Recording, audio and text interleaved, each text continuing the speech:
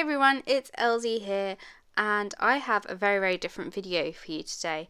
It's Mixed Media Week on the American Crafts blog, and I was a little bit nervous because I'm not great at mixed media stuff. I'm trying to get better, and it's something I enjoy doing, but it's not something I film and put out on the internet. So because I was totally out of my comfort zone, I decided to push myself out of my comfort zone even more and do an art journal page. So I'm using all Vicki Boutin supplies, and seriously, all of this stuff is amazing. So I am creating an art journal page, and the Vicki Boutin art journal is it's more like a junk journal. It's basically a very plain chipboard ring binder which you can decorate, and it has the rings obviously so you can just like pop papers in, just punch the holes, pop the papers in, and yeah, use it however you want. It's a much more flexible system than having like a bound journal, and for someone who is a bit terrified of mixed media like me it's a really good way to not get too freaked out about having to do like a page in an actual journal and then just thinking, oh god, I don't know what I'm doing, kind of thing. What if I make a mistake? I can't take it out, because I always think that. So yeah, I absolutely love this kind of system. The junk journal also comes with refill like papers, like different kinds of paper. So there's mixed media paper, there's craft paper, and I'm using the watercolor paper because I'm going to do a little bit of watercolouring. So I'm using the circle stamp set with all the colours of inks and I didn't realise this when I was stamping it. I just thought I'm going to watercolour over this, and if it bleeds a little, that's fine, that's just going to add to all like the texture and the layers. But once it was dry, it was waterproof. Mind blown. And the colours are just so gorgeous. And yeah, I just wanted something on my background before I did my painting, just so it wasn't as intimidating. So I am making potentially the easiest thing you can paint, and it's pretty foolproof.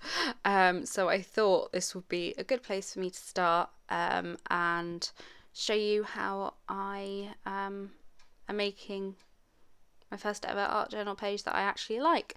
So I am using the art crayons and scribbling them onto the acrylic sheet on the left of the screen, and that came in the blending brush pack, I think, but you can use any piece of plastic packaging or a kind of, one of those like non-stick craft mats kind of things. So yeah, and then I'm just spritzing it with water and picking up the colour with a paintbrush and splodging the colour onto the page. Yeah, it's really that simple.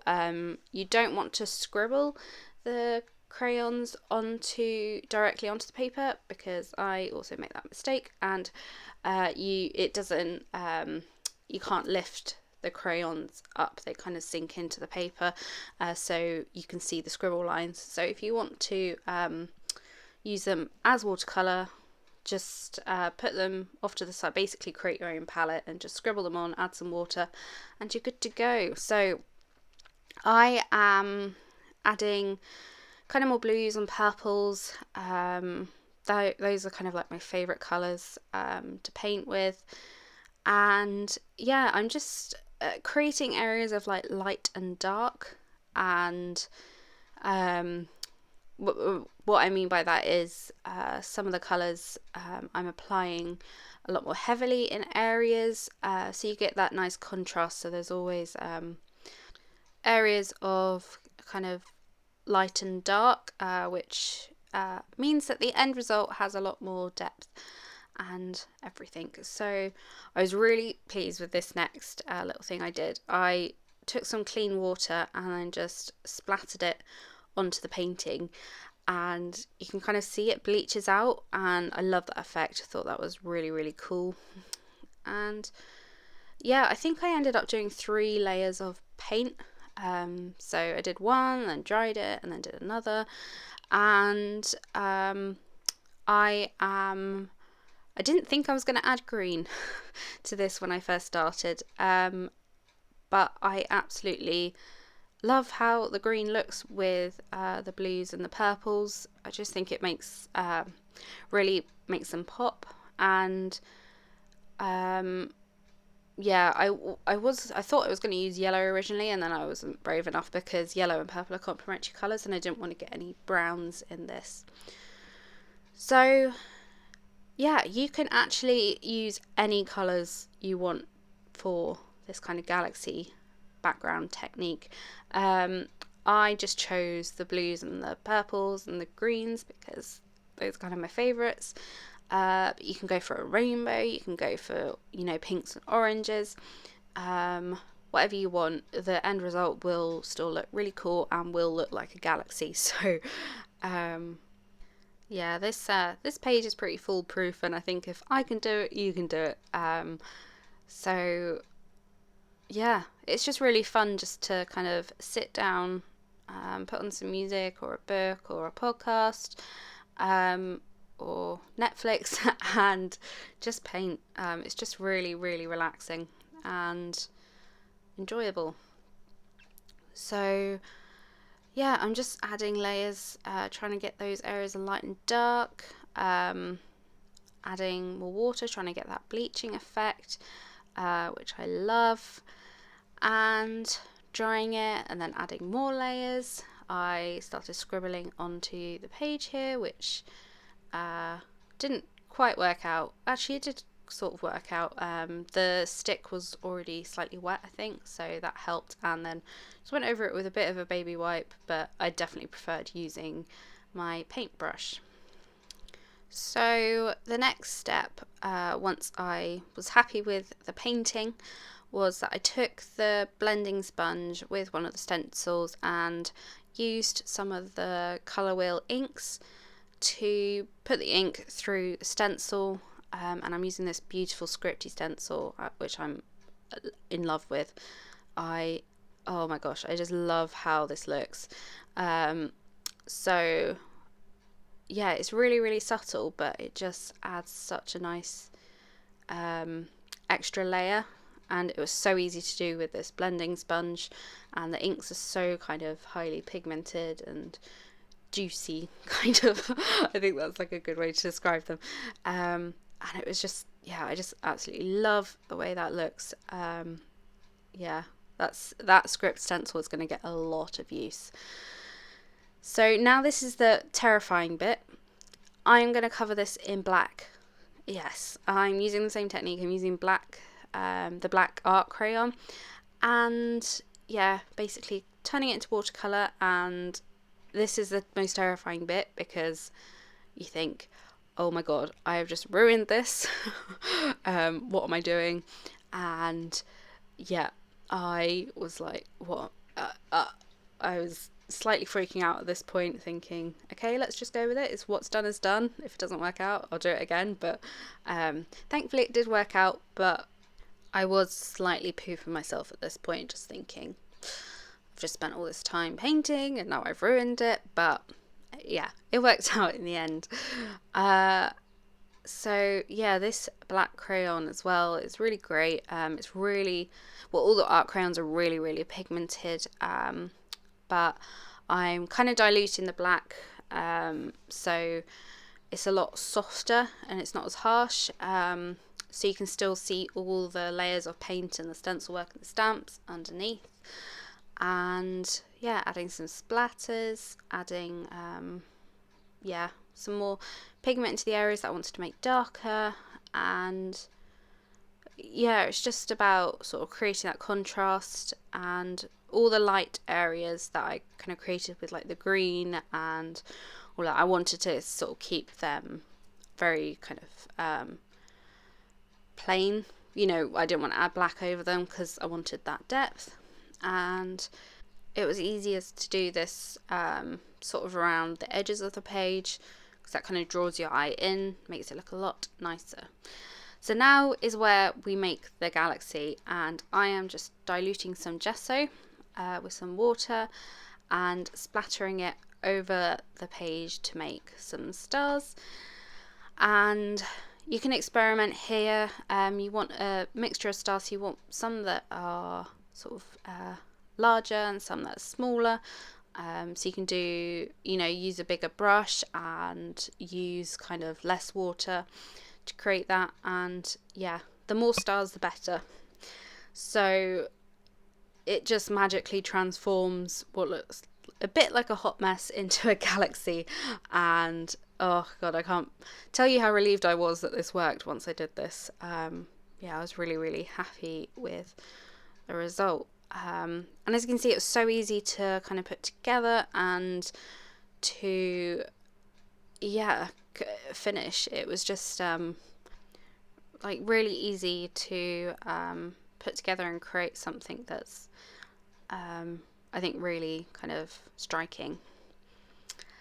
And so I wasn't quite finished and decided to kind of create a scene, because of course I did. I ended up painting the other side of this watercolor page. This page is one of like the ones that flip, like the pages that you get in the refill packs that flips out. So I painted I used the same thing, painted another galaxy on the other side of the page, and cut this moon from one of the pattern papers from the Vicki Boutin All Good Things collection, and also this little fairy girl with her with like a little butterfly on her foot out some just black cardstock, and made it look like she was kind of sitting on the moon, which I just thought was adorable. And I cut them both twice, the mirror images of each other, so I could put it on either side of the folded page to make it look like you were kind of opening this page into like a whole other galaxy kind of thing. I just thought that was like a really whimsical and cute idea. So I have a handheld die cutting machine now. I got that for Christmas, and I got the Sizzix Fold Away, and I love it. It's so satisfying to use. Like it's just so great. And I'm using some of the Vicki Boutin dies that go with the circle stamp set I used at the beginning, and they're not like perfect circles. They're slightly wonky and I really like that. It's just it's really whimsical, and yeah, it looks great with these circles I'm cutting out. And these circles are going to be planets. I'm using some of the pattern paper, and it's kind of, I can't remember what the name of it is, but I have it linked in the American Crafts blog post, which I'll link below for you. But it looks like it's like this rainbow of watercolor, and yeah, it just worked perfectly to create these little planets.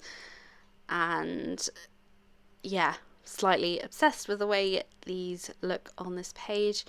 I just felt like I needed something a little bit more, and surprisingly I think once I added these, it made the background even more colourful.